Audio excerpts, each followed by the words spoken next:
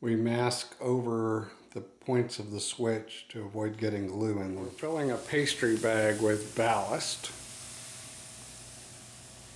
We're doing it in a Ziploc bag so we can recover all. We're using a pastry bag to put ballast between the rails to start with. We're using a Sureform brush.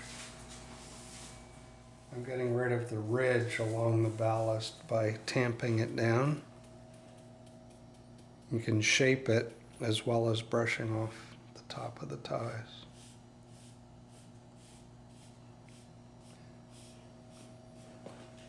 So it's prototypical to have a shoulder on the ballast, but not for it to be higher than the ties ever.